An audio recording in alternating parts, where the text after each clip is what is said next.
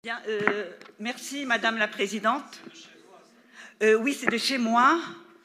Voilà, et il y a Rabat, il y a Casa, il y a il y a Rabat, Salé. Bon, je vais, il y a mon.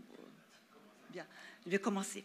Bon, je remercie Madame la Présidente. Je remercie à mon tour Lama Forcal et à sa tête, Dr Vitali, de m'avoir convié à participer à ce congrès. Alors, le terme qui m'a été confié est aspergillus et poumon. C'est un thème très judicieux dans la mesure où à la fois il intéresse nos autres pneumologues et aussi les allergologues, mais pas que, puisque aussi les infectiologues, les réanimateurs aussi sont concernés. Parce que l'aspergillus peut être agent allergène comme il peut être agent infectieux. Étant donné que nous sommes aujourd'hui dans une réunion d'allergologues, je vais plutôt insister sur l'aspect aspergillus allergène. Alors,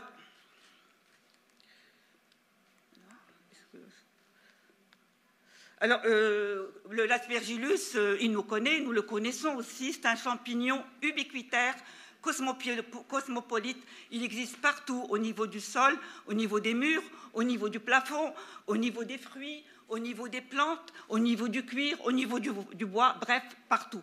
Et aspergillus, il connaît plusieurs familles, plus que 200 espèces, mais chez l'homme, c'est surtout l'aspergillus fumigatus qui va être responsable de pathologies humaines.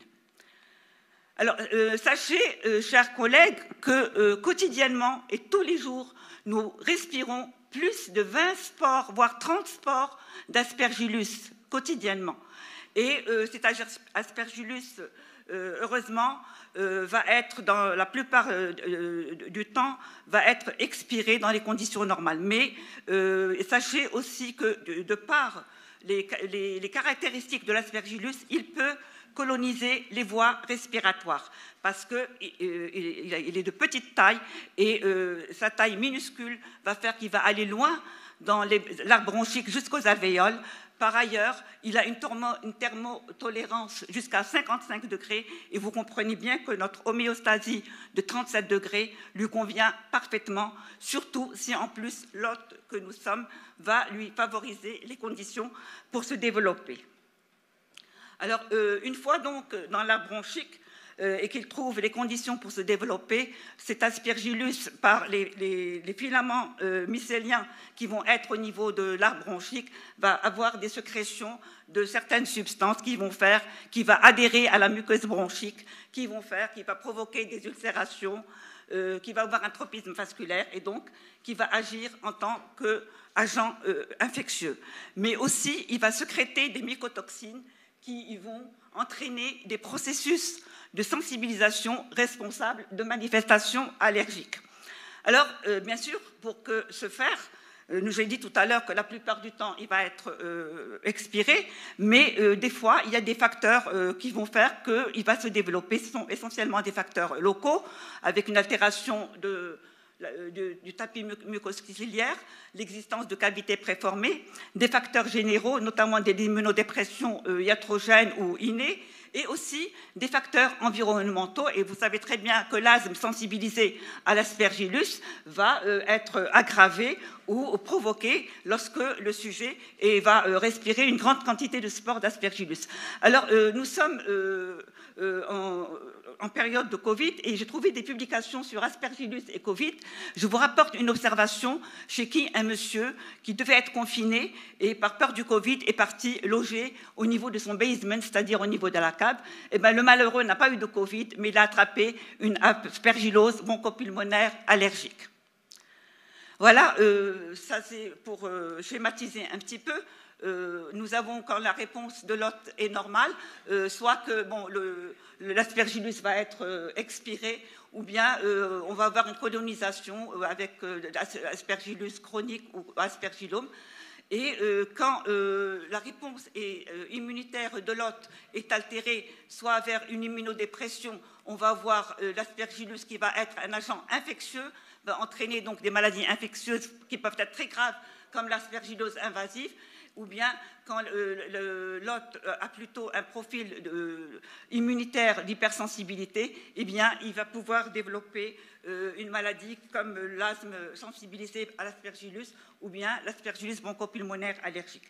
Alors, voici rapidement les différentes aspergilloses pulmonaires chroniques qui peuvent survenir sur un poumon, sur deux poumons en même temps, ou bien peuvent se succéder et peuvent être graves, arriver même jusqu'à la fibrose pulmonaire. Et donc, elles ont une prise en charge particulière que je ne vais pas en parler aujourd'hui. Alors, l'aspergillome, on le connaît également, c'est une aspergillose chronique et c'est une truffe aspergillaire qui va aller loger au niveau d'une cavité qui est là, préexistante au niveau du poumon. C'est une cavité qui est en général, chez nous au Maroc, secondaire à la tuberculose. Eh bien, la truffe aspergillaire va s'y loger. L'aspergillome va sécréter une toxine nécrosante qui va entraîner des hémoptysies, si bien que le traitement de l'aspergillose est avant tout un traitement chirurgical. On voit ici l'image en grelot typique de l'aspergillome. Vous voyez, c'est une cavité au sein de laquelle nous voyons la greffe, la truffe aspergillaire. Voici au niveau du scanner, on voit très bien également. Alors, nous avons parlé tout à l'heure des immunodépressions sévères qui vont entraîner des infections sévères, et notamment, ça va être l'aspergillose pulmonaire invasive. C'est une maladie qui concerne surtout les réanimateurs. C'est une maladie très grave qui survient sur un terrain d'immunosuppression, d'immunodépression, et c'est une pneumopathie fébrile, hypoxémiante, dont le pronostic est très sévère et greffé de mortalité assez lourde, si bien que le diagnostic doit être fait précocement. Le diagnostic va être basé sur la sérologie, les prélèvements qui peuvent être des prélèvements de lavage broncho-alvéolaire, histologique, et le scanner, qui est très important, qui va nous aider très grandement au diagnostic, mais le scanner doit être fait dans un stade très précoce et avant le 5e jour de la maladie. Oh, excusez-moi. Non, je vais en arrière. Oh là là, excusez-moi, je suis en train de perdre du temps. Voilà. Voilà le scanner. Donc, il faut le faire avant dans les 5 premiers jours. Il va trouver une image presque pathognomonique de cette aspergillose pulmonaire invasive. C'est donc l'image du halo avec l'infarctus et le halo qui correspond à l'hémorragie alentour. Et rapidement, cette image va se transformer en une image non spécifique en condensation, et il faut attendre le 10e jour pour avoir une autre image qui est assez typique, c'est l'image du croissant gazeux qui correspond à l'infarcissement du foyer de condensation. Mais il ne faut pas attendre cette image-là pour faire le diagnostic, parce que là, les carottes sont cuites, le malade ne va pas bien. Voilà, à côté, voilà ce qui va nous intéresser surtout, c'est ce profil d'hypersensibilité qui va engendrer l'asthme ou bien l'aspergillose bronchopulmonaire allergique. Alors l'asthme aspergillaire avec sensibilisation à l'aspergillus, c'est un asthme comme les asthmes que nous connaissons, mais dont le facteur déclenchant essentiel, c'est l'inhalation des spores aspergillaires. C'est un asthme dans lequel on va trouver une hyperéosinophilie, une augmentation des IgE spécifiques, des IgE spécifiques anti-aspergillaires, des IgE totales, mais les précipitines sont négatives. Et puis, par rapport à l'aspergillose bronchopulmonaire allergique, c'est un asthme qui réagit bien au traitement usuel. Alors, l'aspergillose bronchopulmonaire allergique est donc une maladie inflammatoire qui est caractérisée par une infection, par une réaction anormale du système immunitaire contre l'aspergillus. Alors, pourquoi l'aspergillus va se développer au niveau de la bronchique? Parce qu'il va trouver au niveau de la bronchique un muqueuse visqueux avec une altération de la clairance mucociliaire qui vont faire qu'il va bien pouvoir se développer. Et ces conditions se trouvent surtout chez l'asthmatique, chez la mucoviscidose et peut-être aussi chez les BPCO, si bien que l'aspergillose bronchopulmonaire allergique, son lit de prédilection, c'est ces pathologies-là. Alors, la persistance donc des spores au niveau des voies aériennes, au niveau de l'arbre bronchique, va entraîner la libération de certains médiateurs qui vont donc altérer encore la clearance mucociliaire, et c'est donc un cercle vicieux, et surtout qui vont activer, c'est des mycotoxines qui vont activer la réponse immunitaire. Et si en plus nous avons un terrain atopique, on aura l'activation vers un profil Th2 avec une augmentation des IgE totales, une augmentation des IgE spécifiques, voire une infiltration de la muqueuse bronchique par le recrutement des polynucléaires neutrophiles. Alors, quand est-ce qu'il faudra penser à l'aspergillose bronchopulmonaire allergique? C'est lorsqu'on est devant un asthme, c'est un asthme sévère, un asthme difficile à contrôler. Si en plus de ça, le malade asthmatique présente des signes qui sont inhabituels, comme une hémoptysie, comme des signes généraux, fébricule, perte de poids, asthénie, et surtout, s'il vous rapporte ou si vous constatez qu'il a fait une expectoration de ce qu'on appelle des moules bronchiques, collants brunâtres, voilà, vous avez, c'est un muqueuse qui a été impacté pendant longtemps au niveau de l'arbre respiratoire, qui s'est concrétisé, et à l'occasion d'une toux, le malade peut l'expulser. Et là, c'est vraiment, quand vous avez ça, il faut penser à l'aspergillose bronchopulmonaire allergique. Alors, moi, je suis senior, j'ai fait beaucoup de pneumologie, mais je peux vous dire que j'en ai jamais vu. Je ne sais pas si vous en avez vu, je ne sais pas. Les moules bronchiques. Voilà. Bien, alors, à côté, donc, le diagnostic est difficile. Il y a parfois des signes radiologiques et qui sont évocateurs. Alors, les signes radiologiques, ce n'est pas tellement la radiographie pulmonaire, la radiographie thoracique, qui peut être tout à fait normale, qui peut montrer une fibrose, mais surtout, ce qui est intéressant devant un asthme sévère, qui est difficile à contrôler, c'est de ne pas hésiter à faire, pour le diagnostic, une TDM thoracique, et notamment une TDM haute résolution en coupe millimétrique. Eh bien, le scanner thoracique peut être normal, ce qui ne va pas éliminer l'aspergillose bronchopulmonaire allergique. Il peut montrer une fibrose, et là, c'est trop tard. Mais ce qui est intéressant, et c'est des signes très, très importants, il peut montrer des impactations mucoïdes, ce sont des bronchocèles, c'est le mucus qui est au niveau des bronches que l'on peut bien voir sous forme de densité, d'opacité très très dense au niveau du scanner. Il peut également montrer des bronchectasies. Alors ce sont des dilatations des bronches de siège particulier dans la mesure où elles se trouvent en proximal au niveau du lobe supérieur. Des lobes supérieurs. Alors, vous voyez ici un scanner avec, vous voyez, comme c'est dense, c'est des bronchocèles, des impactations mucoïdes, et on appelle ça donc phénotype HAM, High Attenuation Mucoid. Donc, quand on trouve au niveau du scanner ces impactations mucoïdes. Vous avez un autre scanner où on trouve des bronchectasies, vous voyez, ici, on est au niveau d'une coupe qui passe par la carène, donc c'est au niveau vraiment central. Et puis, vous voyez, vous avez ici une dilatation des bronches, vous la voyez bien. Vous en avez une autre ici. Et puis, on peut également retrouver des bronchocèles. Alors, le diagnostic à côté de la clinique, asthme sévère avec des signes persistants particuliers, la radiographie qui va nous orienter, et on va demander les IgE. Et les IgE, voilà, le cutoff actuellement reconnu, voilà, là j'arrête. Le cutoff, c'est 500 kilo-unités par litre. Les IgE total supérieurs ou égal à 500, les IgE anti-aspergillus supérieurs ou égal à 0,35. Les prick tests peuvent aussi être positifs si on a le loisir d'avoir l'aspergillus comme allergène, on peut le faire. Et puis, on a à côté de ça des signes qui sont très, très importants, une augmentation des IgE, une augmentation des eosinophiles.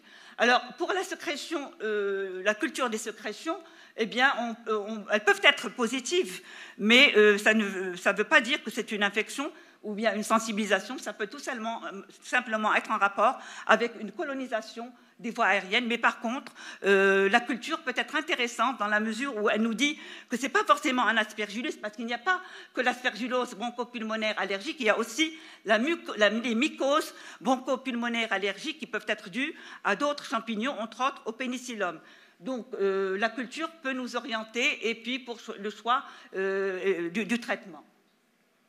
Alors, le diagnostic, ça va être un faisceau d'arguments qui vont être regroupés au niveau de critères diagnostiques.